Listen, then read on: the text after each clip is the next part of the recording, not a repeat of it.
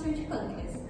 Especialmente a gente vai falar do adenocarcinoma ductal pancreático, que é um subtipo desse câncer. Esse tipo de câncer é um dos mais comuns e mais agressivos que a gente tem. Estima-se que cerca de 10% seja a taxa de sobrevivência em 5 anos das pessoas, então é bem pouco, fazendo com que a gente precise sempre buscar novas terapias para tratar esse tipo de câncer. Mas o que é o câncer de fato, assim? O câncer são doenças multifatoriais, ou seja, ocasionadas por diversos fatores, podendo ter causas genéticas e epigenéticas. E qual que é a diferença dessas mutações genéticas e das epigenéticas? Vamos começar assim. Pense no DNA como um livro de receitas, presente em todas as células do nosso corpo, todas as nossas unidades do corpo. Nas alterações genéticas, a gente vai ter uma parte errada desse livro de receitas. Nas epigenéticas, a gente vai ter o livro exatamente igual, mas partes grifadas e rasuradas, fazendo com que partes dessa receita sejam feitas em excesso ou não sejam feitas como deveriam. Essas duas alterações, elas vão mudar o produto final, a receita final, e que no caso seria a atividade da célula. No câncer, a atividade da célula ela é alterada, fazendo com que haja uma proliferação descontrolada dessas células, podendo até gerar invasão de tecidos, que seria no caso que a gente conhece como metástase. E no caso, a gente vai falar aqui do pâncreas, né, que tem diversas funções e dois ramos principais. O primeiro são as funções endócrinas e depois as funções exócrinas. Mas o que são essas funções? Bom, a função endócrina é a produção de hormônios, como mais conhecida a insulina, que ela regula o açúcar no sangue, né? Exatamente. Já a função exócrina é quando o pâncreas produz também uma secreção que vai ajudar na digestão lá no intestino quando o alimento chega.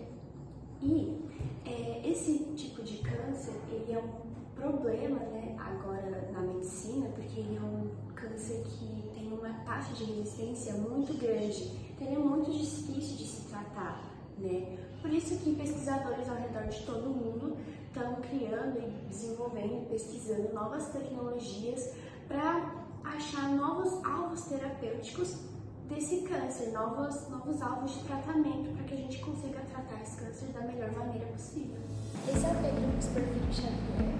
Ele é pesquisador da Universidade de São Paulo e integrante do Laboratório de Oncologia Comparada Translacional. Ele está desenvolvendo um projeto que busca novos alvos terapêuticos para o tratamento do câncer de pâncreas, desenvolvendo novas tecnologias que incluem os modelos 3D tridimensionais de tumores, os vírus oncolíticos e a tecnologia de edição gênica que eu explicar as 9. Pedro, seja bem-vindo ao nosso podcast. Obrigado meninas, muito obrigado pelo convite. Pedro, para começar, você poderia explicar um pouco para a gente o que é esse adenocarcinoma ductal de pâncreas? De um jeito fácil. Vamos lá, então, o adenocarcinoma ductal de pâncreas, ele é um tipo de câncer de pâncreas, um tipo que acomete o órgão pâncreas.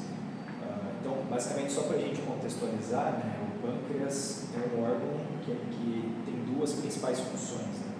A função exócrina, que é uma função do pâncreas que produz o suco pancreático, né, que vai ser muito importante para a digestão e tudo mais. E existe uma função endócrina, que é quando o pâncreas produz um hormônio, ou hormônios, né, sendo o mais conhecido a insulina, que é muito importante para a regulação da glicemia, por exemplo. E tanto essas células da parte endócrina como as células da parte exócrina, elas podem sofrer algum tipo de mutação, alguma coisa assim, e desenvolver um câncer. Então existem diferentes tipos de câncer de pâncreas. Existe o adenocarcinoma ductal de pâncreas, que é o mais frequente e o mais comum. Mais de 90% dos diagnósticos de câncer de pâncreas são adenocarcinomas ductais de pâncreas. Mas existem outros tipos também, né? Existem carcinomas de células acinares, existem tumores neuroendócrinos também podem surgir no pâncreas. Então, o adenocarcinoma ductal de pâncreas é um tipo de câncer de pâncreas e é o mais comum. Mais de 90% dos casos de câncer de pâncreas são diagnosticados como adenocarcinoma ductal de pâncreas. No seu projeto, você cita que esse tipo de câncer de pâncreas é um cemitério de medicamentos. Você pode explicar por quê? Quais são as maiores dificuldades? Por que ele é tão difícil assim, de tratar? Tá. Então, só mais um dado, né, para a gente contextualizar isso. A taxa de sobrevida dos pacientes que são diagnosticados com câncer de pâncreas é muito baixa.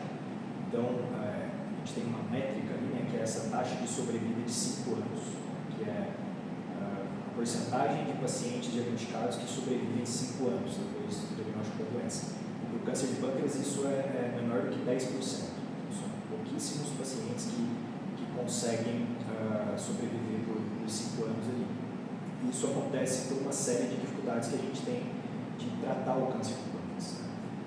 Para começar, o câncer de pâncreas ele é um tipo de câncer muito difícil de ser diagnosticado, por conta de sintomas inespecíficos e por conta de um diagnóstico tardio. Então, quando o paciente é diagnosticado com câncer de pâncreas, muitas vezes ele já está num estágio avançado da doença. E aí fica mais difícil de você fazer a cirurgia daquele tumor, fica mais difícil de você remover aquele tumor, que já é uma dificuldade. E grande parte das terapias que nós temos hoje para câncer, né, incluindo as mais convencionais, que são a quimioterapia, a radioterapia, até as mais avançadas, né, que são a imunoterapia, por exemplo, são terapias que não funcionam ou não funcionaram bem até hoje para o câncer de pâncreas. Com raras exceções ali, a imunoterapia, por exemplo, ela funciona para alguns tipos de câncer de pâncreas que têm mutações muito específicas ali e que aí respondem a essa imunoterapia. Mas a grande maioria dos tipos de câncer de pâncreas não funcionam, não respondem à quimioterapia, não respondem à radioterapia, não respondem à imunoterapia, não respondem e não têm alvos terapêuticos bem definidos. Existem algumas mutações que são muito bem conhecidas, que são muito bem determinadas no câncer de pâncreas. Um exemplo delas é a mutação em um gene que a gente chama de CARAS, que é um excelente alvo terapêutico, mas até 7, 8 anos atrás nós não tínhamos nenhuma boa droga, nenhum bom inibidor para inibir essa proteína, que a gente chama de CARAS. Isso é muito recente. O desenvolvimento dos inibidores de CARAS, por uma série de fatores, aconteceram de uma maneira muito tardia. 8 anos atrás foi quando a gente teve a primeira publicação do primeiro inibidor de CARAS, que é uma das proteínas mais importantes para o desenvolvimento do câncer de pâncreas. Até então, nós nunca tínhamos conseguido uma boa terapia-alvo para o câncer de pâncreas, diferente de outros tipos de câncer, como câncer de mama, como câncer de pulmão, que nós temos terapias-alvo mais bem definidas. E depois que a gente teve esse avanço no desenvolvimento desses inibidores para essa proteína, para o CARAS, nós estamos tendo algum avanço agora para o câncer de pâncreas.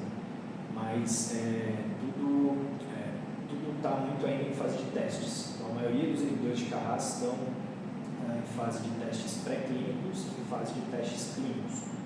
E está sendo testado, já tem vários testes clínicos mostrando benefícios para os pacientes, né, utilizando esses inibidores de CARAS, mas também, ao mesmo tempo, já existem vários estudos mostrando que o câncer de pâncreas pode desenvolver resistência também contra esses inibidores de CARAS.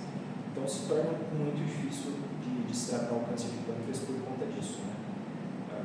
Por conta da dificuldade de se fazer o diagnóstico, por conta de ser um diagnóstico tardio e por conta da maioria das terapias que nós temos até o momento não funcionarem bem para o câncer de pâncreas por uma série de motivos, por desenvolvimento de resistência e tudo mais.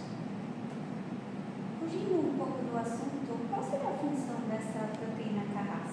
Tá. A proteína CARAS ela é uma proteína que está associada com sinalização para a proliferação celular.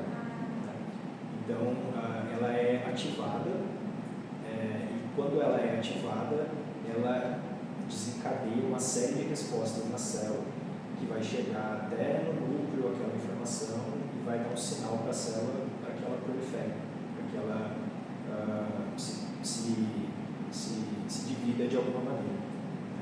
E o que acontece é que no câncer, não só no câncer de pâncreas, mas em outros tipos de câncer, essa sinalização ela acontece de uma maneira que nós chamamos de constitutiva, ou seja, ela acontece a todo momento. Então, enquanto numa célula normal você tem essa sinalização só quando uma célula realmente precisa se dividir ou quando ela precisa proliferar, no câncer, incluindo o câncer de pâncreas, essa sinalização é constante. Então, a todo momento as células estão se propagando por ter essa proteína ativada, a todo momento. Então, formas de inativar essa proteína seria uma forma de você conseguir conter o desenvolvimento daquele câncer de alguma maneira. E você poderia contar um pouquinho para o pessoal de casa do seu projeto? Tá, vamos lá.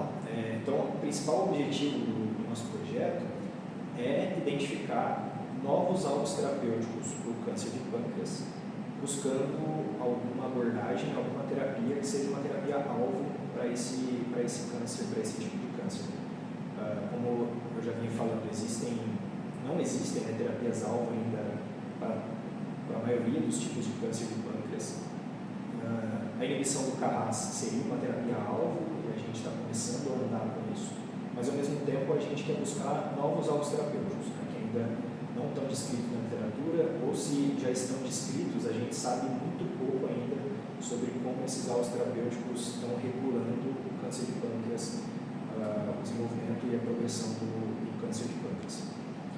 Então, esse é o principal objetivo, e para que a gente possa atingir esse objetivo, o que a gente faz é trabalhar com modelos in vitro, e a gente utiliza principalmente modelos tridimensionais de câncer de pâncreas, de células de câncer de pâncreas, que são modelos que mimetizam de uma maneira mais realista, de uma maneira mais fidedigna, o que é realmente o câncer de pâncreas no paciente. Bom, então, como a gente já falou anteriormente, os objetivos do meu projeto é identificar novos alvos terapêuticos, e para isso a gente está utilizando inibidores de proteínas específicos. Então, a gente tem centenas de inibidores que vão inibir proteínas específicas, e aí, inibindo essas proteínas, a gente observa os fenótipos, observa as características de morte celular, de parada de proliferação daquelas células, e a gente, baseado nisso, reconhece, observa quais são possíveis, quais são potenciais alvos terapêuticos para aquelas células. E aí, um dos grandes diferenciais é que a gente está tentando o máximo possível utilizar de modelos tridimensionais para testar esses inibidores, para estudar esses alvos terapêuticos. Isso porque quando a gente faz um teste de uma terapia em um modelo bidimensional, que seria um modelo de monocamada de células, a gente está tirando uma série de propriedades do câncer que são muito importantes para a resposta das terapias. Então, quando a gente está falando de modelos de monocamada, por exemplo, a gente está observando células que todas elas ali vão ter a mesma disposição para receber a terapia, para receber os fármacos. E a gente sabe que num câncer tridimensional não é isso que acontece. Existem células que estão mais susceptíveis para receber a terapia do que outras, por conta do modelo tridimensional mesmo. Existem alguns outros fatores. Por exemplo, no câncer nós temos um fator que é chamado de hipóxia. Hipóxia é quando nós temos uma baixa quantidade de oxigênio em alguma região do câncer. Quando nós temos um modelo de monocamada bidimensional, nós não temos essa hipóxia para estudar uma terapia ou para estudar o mecanismo do câncer. E no modelo tridimensional nós temos essa hipóxia, por exemplo. Isso vai modificar bastante como aquelas células vão responder à terapia. E uma outra coisa que é bem importante para o câncer de pâncreas é que o câncer de pâncreas ele é reconhecido por ter um estroma muito denso e muito rígido.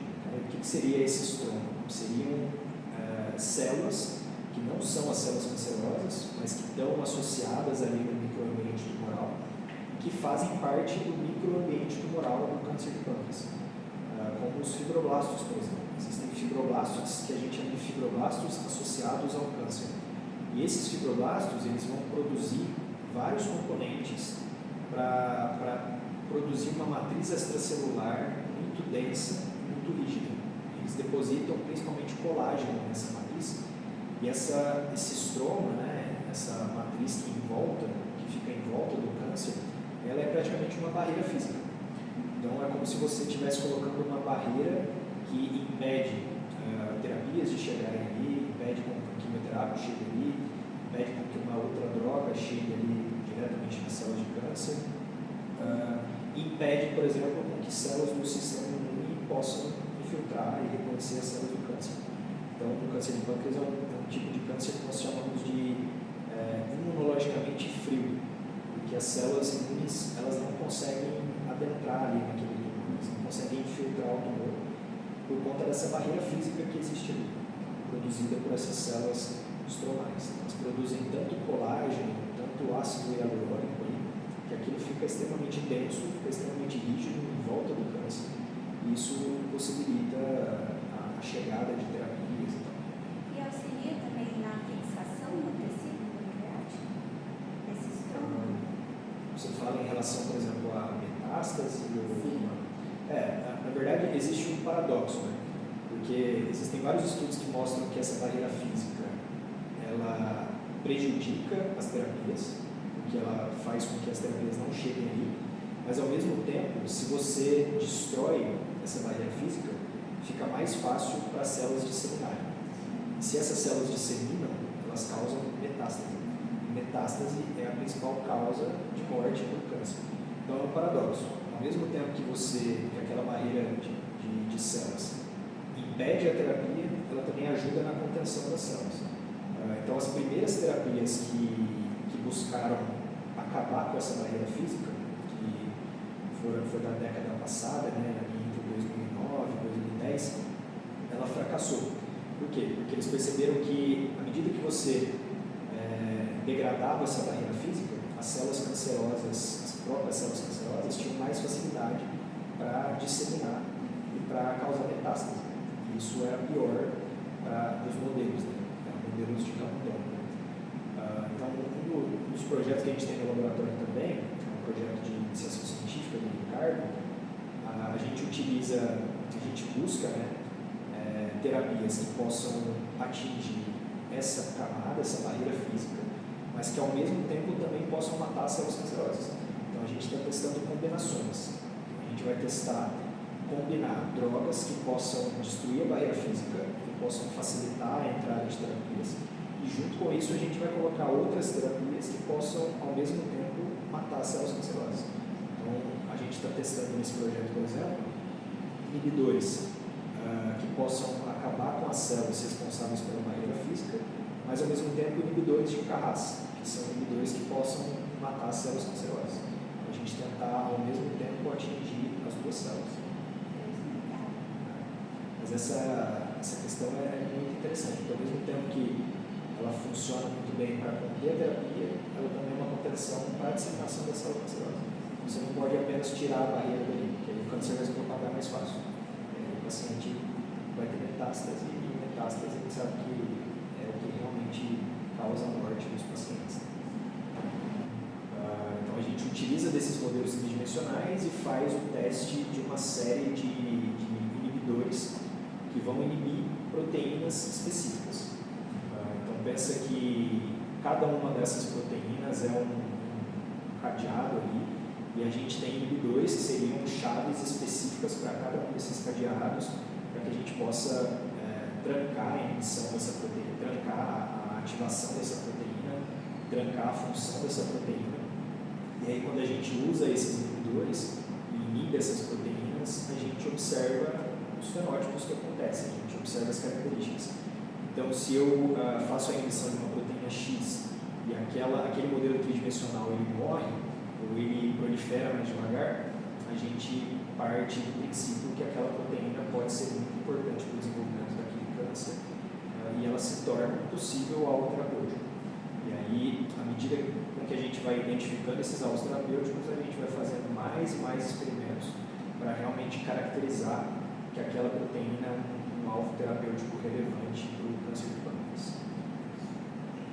Os inibidores, eles inibem somente a proteína ou eles também podem inibir o gene que expressa a proteína? Eles inibem somente a proteína, são inibidores de proteínas. Né? Então, as proteínas elas têm alguns sítios de ligação, que são sítios muitas vezes que estão associados com as funções das proteínas. Então, são sítios que vão se ligar em alguma coisa, ou em uma outra proteína, ou no DNA, para desempenhar alguma função. E grande parte desses inibidores, ele vai ocupar esse espaço. Então, ele se liga no sítio da proteína e inibe e faz com que inibe a função da proteína, faz com que ela já não tenha mais a capacidade de desenvolver a função dela, inibindo a função e como que ela vai se comportar naquele modelo de câncer. Mas ela não inibe o gene. Então, apesar de a gente estar inibindo a proteína, o gene ele continua sendo expresso e pode continuar a produzir outras proteínas que ainda são defeituosas. Então, a principal função seria inibir a proteína mesmo. E como o laboratório é de oncologia comparada, vocês têm algum tipo de célula específica de humanos ou camundongos que vocês usam para fazer esses testes? Então, como a gente já disse anteriormente, ou como vai estar descrito, né, eu trabalho lá no Laboratório de Oncologia Comparada e Translacional, né, que é chefiado pelo professor Eide, aqui da faculdade, e ele trabalha principalmente lá com câncer em animais. Né, e desde que eu comecei esse projeto, eu estou trabalhando com câncer de pâncreas em humanos. Os meus modelos, eles são específicos para humanos, né? E a gente tem alguns modelos também em bolinos. Então, tem principalmente modelos de organoides que são cânceres que foram desenvolvidos em camundongos, e aí a gente coleta essas células, traz para o laboratório e também utiliza essas células. Mas não tão especificamente para o câncer de pâncreas, que é um tipo de câncer raro em cães, por exemplo. Existem outros tipos de câncer que são muito comuns entre humanos e entre animais, mas principalmente os cães. Né? Então, câncer de mama, alguns tipos de câncer de pele, por exemplo, são muito comuns entre humanos e animais, principalmente os cães. Existem os linfomas também, tem bastante caso de linfoma em gatos, por exemplo. Então, alguns tipos de câncer, eles são bem parecidos, são bem semelhantes entre o humano e o cachorro, por exemplo. E a maneira com que esses cânceres eles se desenvolvem, muitas vezes também é parecido entre os dois modelos, entre os animais e entre os humanos. Então, essa parte é bem interessante, porque muitas vezes a gente pode utilizar de modelos animais.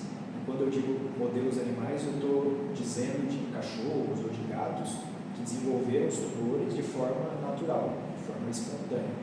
E isso é o mais importante, né? Porque é bem diferente quando você estuda um modelo que teve o desenvolvimento do câncer de forma espontânea, de forma natural, em comparação com um modelo que teve o desenvolvimento do câncer de uma forma artificial, de uma forma induzida, que é como nós fazemos nos camundongos, por exemplo. Existe uma grande diferença em como esse tumor vai se desenvolver, em como esse tumor vai responder às terapias. Então, utilizar do modelo animal espontâneo para estudar o câncer, ele pode ser muito bom, tanto para você estudar a biologia do tumor, para você estudar quais são os mecanismos que estão por trás do desenvolvimento daquele câncer, como para testar terapias. Né? Então, lá no laboratório, o professor Eide tem muitas células de diferentes tipos de câncer em animais, principalmente de cães e de gatos, mas também de alguns tipos de câncer em cavalos, por exemplo, como os sarcomas, e que nós utilizamos dessas células de câncer de mama canino, de linfoma canino, de linfoma felino, para entender melhor o câncer e para testar terapias que podem ser inovadoras e que podem trazer um avanço terapêutico no tratamento do câncer. E como, voltando um pouco ao foco do projeto em si, como foi desenvolver esse projeto? projeto está em andamento, né? Então a gente começou em 2023 e ele tem previsão de término em 2028 ou 2029, né? A gente pode pedir um tempo de prorrogação. E a gente está numa fase em que a gente já identificou os alvos terapêuticos, né? Então, voltando rapidamente, né? A gente tinha os modelos tridimensionais, que eram os modelos que nós chamamos de esferoides, e aí nós testamos centenas de inibidores desses esferoides, de diferentes origens ali, de diferentes tipos de câncer de pâncreas. E aí, testando essas centenas de inibidores, nós observamos quais eram os inibidores que tinham mais efeito naqueles modelos de esferoides. E a gente reduziu bastante essa lista para 2, 3 inibidores ali, que a gente viu que tem efeitos bem relevantes nesses modelos, que realmente mataram a célula de câncer, que realmente pararam a proliferação de um esferoide, por exemplo. E nós estamos focados agora nesses alvos, né? Como eu disse, cada inibidor inibe um alvo terapêutico, inibe uma proteína, e a gente está bem interessado agora em aprofundar os estudos com essas proteínas, né? Para caracterizar realmente qual é a importância dessas proteínas para o desenvolvimento desse câncer de pâncreas e como que a gente pode utilizar elas como gargalos para que a gente possa tratar o câncer de pâncreas, né? Inibindo essa proteína. Mais do que isso, a gente está bem interessado em observar como a inibição dessas proteínas pode ter um efeito de combinação com outras terapias. Então, por exemplo, como que a inibição dessa proteína, desse alvo terapêutico, pode potencializar a terapia do inibidor de Carras, por exemplo, que é um alvo bem consolidado. Ou como que a inibição dessa proteína pode potencializar o efeito de uma quimioterapia. Como que a inibição dessa proteína pode potencializar o efeito de uma imunoterapia. Então, a gente está bem interessado no efeito da inibição desses alvos terapêuticos também em combinação com outros tipos de terapias.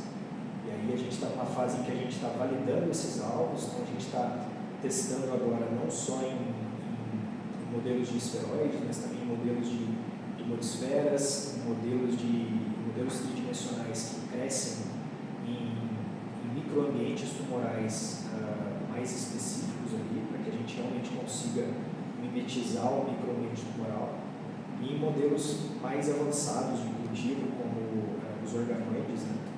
Então, tem uma aluna que está na Austrália agora, a Beatriz, ela está testando os nossos alvos selecionados em modelos de organoides de câncer de pâncreas. Esses são modelos mais avançados, talvez um dos mais avançados que nós temos para validação e para caracterização de alvos terapêuticos.